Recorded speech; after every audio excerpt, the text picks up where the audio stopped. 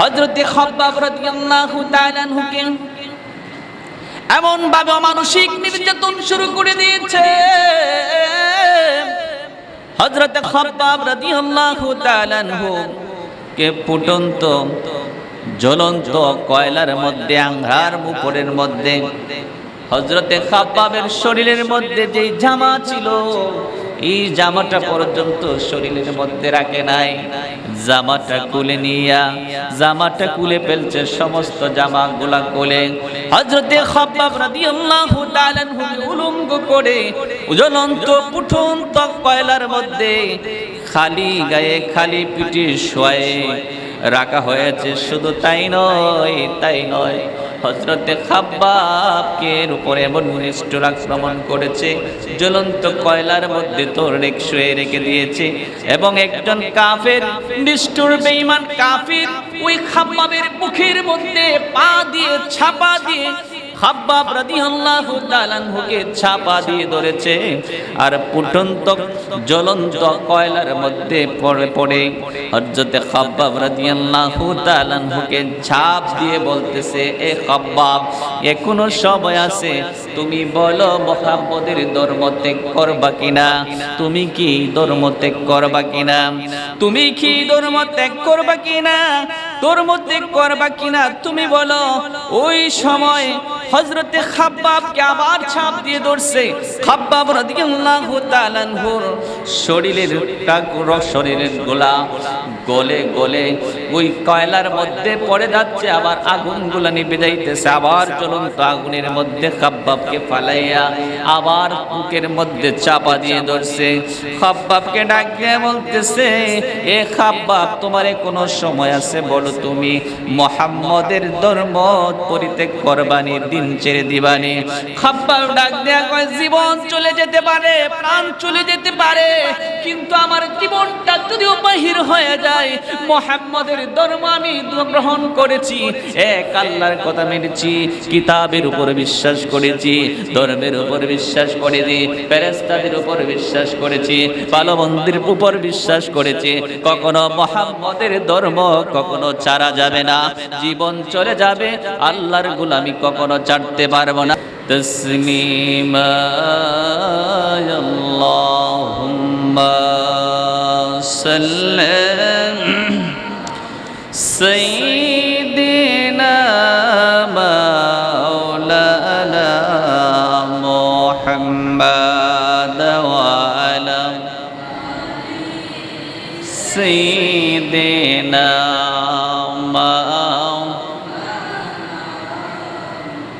মহব্বতের শীত সকলে জবান খুলে দুরূদ শরীফ পড়ুন। আল্লাহুম্মা সাল্লি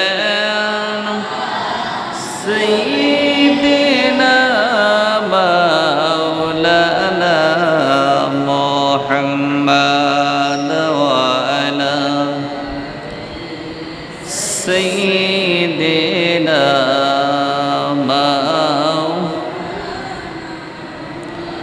দুলদুল ঘোড়া কেদে ভোলে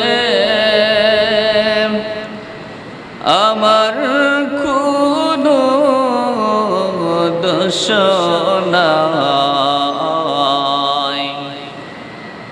আপনার হুসাইন শহীদ হলেন কারবালাতে ফনিনা। আল্লাহুম্মা সাল্লি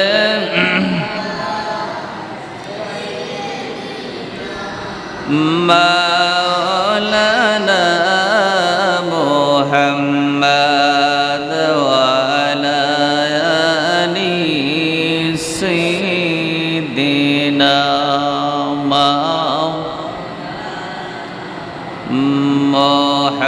মুহাম্মাদ লা ইলাহা ইল্লাল্লাহু লা ইল্লাল্লাহু লা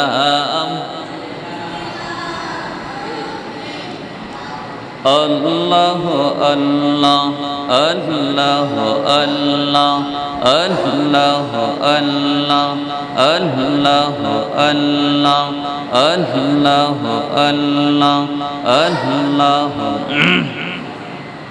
জবান খুলেন আল্লাহ আল্লাহ আল্লাহ আল্লাহ আল্লাহ আল্লাহ জবান খুলে আল্লাহ আল্লাহ আল্লাহ আল্লাহ আখিরে সালাম লো আখিরে সালাম লো হে নানা জান তোমারি হোসেন যায় কারবালার ময়দান আল্লাহ আল্লাহ মহান আল্লাহ পাক সুবহানাহু ওয়া তাআলার দরবারে শুকরিয়া জ্ঞাপন করছি যে মহান রব্বুল আলামিন আপনাকে আমাকে আল্লাহর ঘর মসজিদের মধ্যে আপনাকে আমাকে আসার বসার তৌফিক প্রদান করেছেন সেজন্য মহান আল্লাহ পাক সুবহানাহু ওয়া তাআলার দরবারে শুকরিয়া জবান করে শুকরিয়া জ্ঞাপন করি আলহামদুলিল্লাহ।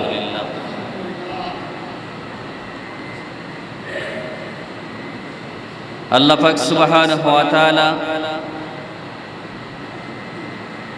আপনাকে আমাকে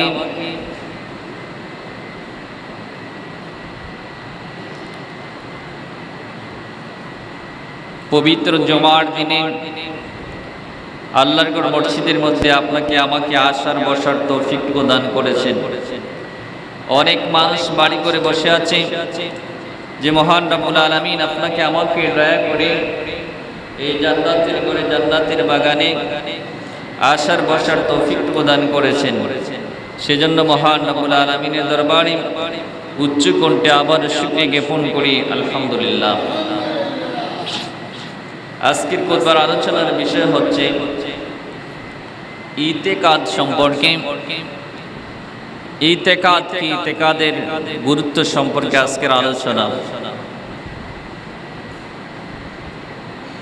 আল্লাহ পাক সুবহানাহু ওয়া তাআলা যদি আমাকে আপনাকে তৌফিকটুকু দান করেন, কোরআন ও হাদিসের ভিত্তিতে আলোচনা করার চেষ্টা করব। আল্লাহ যেন আমাকে বলার এবং আপনি আমাদেরকে শুনে প্রতিটি মানুষকে আমল করার তৌফিকটুকু দান করে সকলে বলে আল্লাহুম্মা আমিন। ইতিকাদ শব্দের অর্থ হলো দৃঢ় বিশ্বাস। ইতিকাদ বা আকীদা, ইসলামের সঠিক ইতিকাদ বিশ্বাস এর গুরুত্ব অপরিসীম, অপরিহার্য। কারণ সঠিক বিশ্বাস ছাড়া কোনো আমল আল্লাহর দরবারে কবুল হবে না। ঈমান ছাড়া, আকীদা ছাড়া আপনি যত ইবাদত করুন না কেন আল্লাহর দরবারে কোনো ইবাদত আল্লাহর দরবারে কবুল হবে না। সেজন্য আপনার আকীদা, সেজন্য আপনার বিশ্বাস, ঈমানটাকে মজবুত এবং দৃঢ়তার সাথে বিশ্বাস স্থাপন করার নামই হচ্ছে আকীদা। আকীদার ক্ষেত্রে কারোর সাথে কোনো আপোষ করা যাবে না। যে যত আকীদা মজবুত হবে, তার ঈমান যত মজবুত থাকবে, তার বিশ্বাস যত মজবুত থাকবে, সে যত ইবাদত করবে ইবাদত আল্লাহর দরবারে কবুল হবে। আপনার ইবাদত নেই, আপনার আকীদা ঠিক নেই, আপনার বিশ্বাস ঠিক নেই, আপনি যদি দৈনিক 5 ওয়াক্ত নামাজ যদি সব সময় নামাজে পড়েন, সব সময় আল্লাহর গোলামি করেন, কোনো আমল আল্লাহর দরবারে কবুল হবে না, কোনো আমল কবুল হবে না। আপনি আগে ঈমানটাকে মজবুত করতে হবে, আপনার বিশ্বাসটাকে মজবুত করতে হবে, আকীদাটাকে ঠিক করতে হবে, তাহলে আপনার ইবাদত আল্লাহর দরবারে কবুল হবে। কারণ আল্লাহ পাক সুবহানাহু ওয়া তাআলা ইতিকাদের গুরুত্ব রয়েছে। কোরআন এবং হাদিসের আলোকে ইতিকাদ দের অনেক গুরুত্ব রয়েছে। ইতিকাদ মানে হচ্ছে সঠিক আকীদা। আপনার আকীদা যদি ঠিক না হয় তাহলে কোনো ইবাদত আল্লাহর দরবারে কবুল হবে না। আল্লাহ সুবহানাহু ওয়া তাআলা কোরআনের মধ্যে সঠিক ইতিকাদ এবং সঠিক ইতিকাদ বিশ্বাসের মূল বিষয় স্পষ্ট করে তুলে ধরেছেন। ঈমানের মূল স্তম্ভসমূহ হচ্ছে আল্লাহ তাআলা ইরশাদ করেন, তোমরা সৎ কর্ম এবং শুধু এই নয় যে পূর্বে কিংবা পশ্চিমে দিকে মুখ করবে, বরং বড় সৎ কাজ হলো এই যে মানুষ আল্লাহর প্রতি, কিয়ামত দিবসের প্রতি, ফেরেশতাদের প্রতি, নবীগণের প্রতি দৃঢ় বিশ্বাস আনয়ন করবে। এটাই হচ্ছে পরিপূর্ণ আকীদা। যদি বলেন সুবহানাল্লাহ। আপনি নামাজ পড়লেন, নামাজের কথা আগে বলা হয় নাই, আগে বলা হয়েছে আমরা বলি না আমানতু বিল্লাহি ওয়া মালাইকাতিহি ওয়া কুতুবিহি ওয়া রাসূলিহি ওয়াল ইয়াউমিল আখির ওয়াল কদরি খায়রি ওয়া শাররি মিনাল্লাহি তাআলা ওয়াল বাসি বাদাল মাউত। সুবহানাল্লাহ। তাহলে আপনাকে ফেরেশতাদের প্রতি আপনি ঈমান আনতে হবে, আপনার তাকদীরের প্রতি আপনার ঈমান আনতে হবে, কিতাবের প্রতি ঈমান আনতে হবে, নবীদের প্রতি ঈমান আনতে হবে, ফেরেশতাদের প্রতি ঈমান আনতে হবে, ভালো মন্দ যে আছে এটার উপর ঈমান আনতে হবে। তাহলে আপনি হবেন পরিপূর্ণ ঈমানদার। সেই জন্য আমার ভাইরা, আমার ভাইয়েরা, ঈমান এবং দৃঢ় বিশ্বাস আকীদা যদি আপনার মজবুত হয়, আপনার আমল আল্লাহর দরবারে কবুল হবে। ইমাম হুসাইন রাদিয়াল্লাহু তাআলা আনহুর আকীদা এবং বিশ্বাস ছিল কখনো বাতিলের কাছে কখনো মাথা নত করা যাবে না। সত্যের পক্ষে থেকে যদি, হকের পক্ষে থেকে যদি জীবনও চলে যায়, তারপর বাতিলের কাছে কখনো মাথা নত করা যাবে না। ইমাম হুসাইন আমাদেরকে শিক্ষা দিয়ে গেছেন। সাহাবায়ে কেরামের জিন্দেগি করলে দেখা যায় সাহাবায়ে কেরাম ইসলামের জন্য কত কষ্ট করেছেন। সাহাবায়ে কেরাম মের ঈমান আর আমাদের ঈমান কত বেশ কম। কারণ আল্লাহর নবী সাল্লাল্লাহু আলাইহি ওয়াসাল্লাম আমাদের অন্তরের মধ্যে ঈমানের জাগরণকে জাগ্রত করার জন্য, এবং সাহাবায়ে কেরামের জীবনী যদি আমরা তালাশ করি, আমরা যদি আলোচনা করি, আমরা যদি পড়ি, তাহলে বুঝতে পারবো তারা ঈমান কখনো বিক্রি করে দেয় না। মানুষের অন্তরের মধ্যে তার কঠিন শক্তি যোগায়। মানুষের অন্তর কতটা শক্ত, কতটা মজবুত তা বোঝা যায় ইসলামের প্রথম যুগের মানুষের, যারা সাহাবায়ে কেরাম, যারা ইসলাম গ্রহণ করেছেন, সাহাবায়ে কেরাম যারা ইসলামের ছায়াতলে এসেছিলেন। সাহাবায়ে কেরামের জীবনী খুলে দেখুন, আল্লাহর নবীজির কলিজার টুকরা সাহাবীরা জীবন দিতে চেয়েছেন, তারপরও বাতিলের কাছে কখনো মাথা নত করেন নাই। আল্লাহর নবী রাহমাতাল লিল আলামিন কখনো বাতিলের কাছে মাথা নত করেন নাই। নবীজির বংশ ইমাম হুসাইন রাদিয়াল্লাহু তাআলা আনহুকে এই শিক্ষাটা দিয়ে দিলেন, জীবনের জীবন চলে যেতে পারে, কখনো বাতিলের কাছে মাথা নত করা যাবে না। জীবন দিয়ে দিয়েছেন, কিন্তু আওলাদের রাসূলের গলায় চুরি চালাইছে, শাহাদাত বরণ করেছেন, তারপরে হকের পক্ষে থেকে জীবন দিয়েছেন, মিথ্যার মধ্যে কখনো আশ্রয় নেন নাই। আল্লাহর নবীজির একজন সাহাবী হযরত খাব্বাব ইবনুল আরাত রাদিয়াল্লাহু তাআলা আনহু এর জীবনী খুলে দেখুন, ইসলামের জন্য, দ্বীনের জন্য, ধর্মের জন্য ইনি কতটা অনড় ছিলেন, কতটা অটল ছিলেন। জীবন দিয়ে দিবেন, তারপরও কখনো মিথ্যার পক্ষে যাবেন না, হকের পক্ষে থাকবেন। আল্লাহ এবং আল্লাহর রাসূলকে কখনো ছেড়ে যাবেন না। জুড়ে বলুন সুবহানাল্লাহ। আল্লাহ এবং আল্লাহর রাসূলের আদর্শ কখনো ভোলা যাবে না। আমার ভাইরা, আমার ভাইয়েরা, আল্লাহর উপর দৃঢ় বিশ্বাস তখন এতভাবে শক্ত করে আল্লাহর উপর দৃঢ় বিশ্বাস রাখলেন, হযরতে খাব্বাব রাদিয়াল্লাহু তাআলা আনহু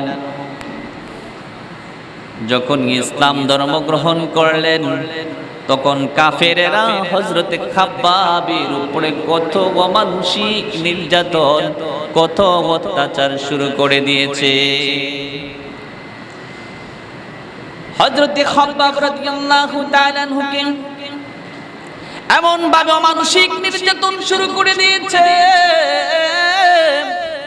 হযরতে খাব্বাব রাদিয়াল্লাহু তাআলা আনহু কে ফুটন্ত জ্বলন্ত কয়লার মধ্যে, আঙ্গার মুপরের মধ্যে হযরতে খাব্বাবের শরীরের মধ্যে যে জামা ছিল, এই জামাটা পর্যন্ত শরীরের মধ্যে রাখে নাই, জামাটা খুলে নিয়া জামাটা খুলে ফেলছে, সমস্ত জামাগুলা খুলে হযরতে খাব্বাব রাদিয়াল্লাহু তাআলা আনহু উলঙ্গ করে জ্বলন্ত ফুটন্ত কয়লার মধ্যে খালি গায়ে খালি পিঠে শোয়ে রাখা হয়েছে। শুধু তাই নয়, হযরতে খাব্বাবকে উপরে এমন নিষ্ঠুর আক্রমণ করেছে, জ্বলন্ত কয়লার মধ্যে তোরণে শুয়ে রেখে দিয়েছে।